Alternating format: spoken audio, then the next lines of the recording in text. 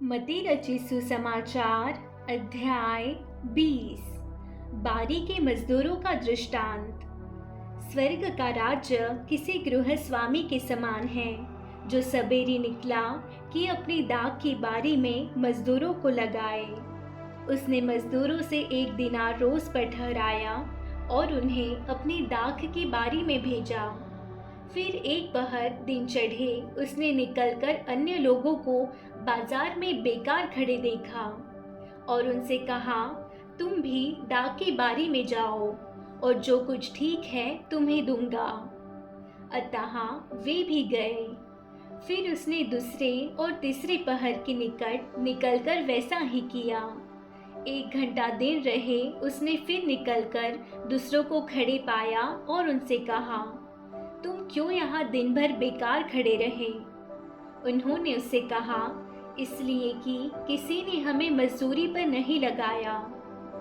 उसने उनसे कहा, तुम भी दाख की बारी में जाओ। सांझ को दाख की बारी के स्वामी ने अपने भंडारी से कहा, मजदूरों को बुलाकर पिछलों से लेकर पहलों तक उन्हें मजदूरी दे दे। जब वे आए जो घंटा भर दिन रहे लगाए गए थे तो उन्हें 1-1 दिनार मिला। जो पहले आए उन्होंने यह समझा कि हमें अधिक मिलेगा, परंतु उन्हें भी 1-1 दिनार ही मिला।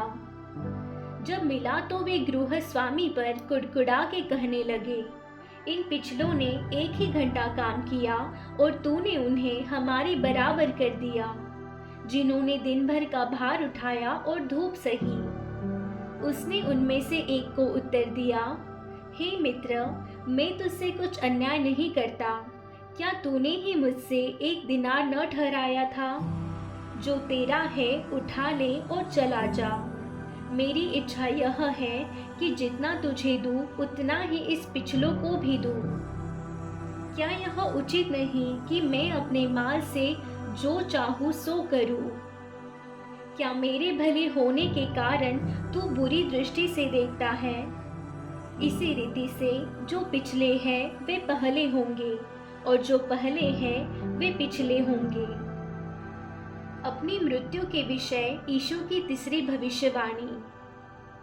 यीशु यरूशलेम को जाते हुए 12 चेलों को एकांत में ले गया और मार्ग में उनसे कहने लगा, देखो, हम यरूशलेम को जाते हैं और मनुष्य का पुत्र प्रधान याजकों और शास्त्रियों के हाथ पकड़वाया जाएगा और वे उसको घात के योग्य ठहराएंगे और उसको अन्य जातियों के हाथ सौंपेंगे कि वे उसे थट्टों में उड़ाए और कोड़े मारे और क्रूस पर चढ़ाए और वह तीसरे दिन जिलाया जाएगा।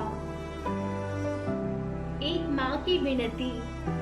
तब जब्दी के पुत्रों की माता ने अपने पुत्रों के साथ यीशु के पास आकर प्रणाम किया और उससे कुछ मांगने लगी।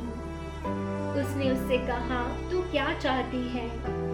वह उससे बोली, यह वचन दे कि मेरे ये 2 पुत्र तेरे राज्य में एक तेरे दाहिने और एक तेरे बाएं बैठे। यीशु ने उत्तर दिया, तुम नहीं जानते कि क्या मांगते हो। जो कटोरा मैं पीने पर हूँ क्या तुम पी सकते हो?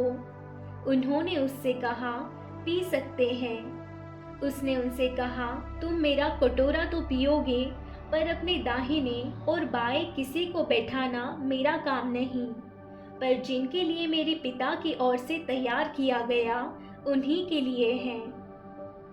यह सुनकर 10 चेले उन दोनों भाइयों पर क्रुद्ध हुए। यीशु ने उन्हें पास बुलाकर कहा, तुम जानते हो कि अन्य जातियों के हाकिम उन पर प्रभुता करते हैं और जो बड़े हैं वे उन पर अधिकार जताते हैं, परंतु तुम में से ऐसा नहीं होगा। परंतु जो कोई तुम में बड़ा होना चाहे वह तुम्हारा सेवक बने, और जो तुम में प्रधान होना चाहे वह तुम्हारा दास बने। जैसे कि मनुष्य का पुत्र है, वह इसलिए नहीं आया कि उसकी सेवा टहल की जाए, परंतु इसलिए आया कि आप सेवा टहल करें और बहुतों की छुड़ौती के लिए अपने प्राण दें। 2 अंधों को दृष्टिदान।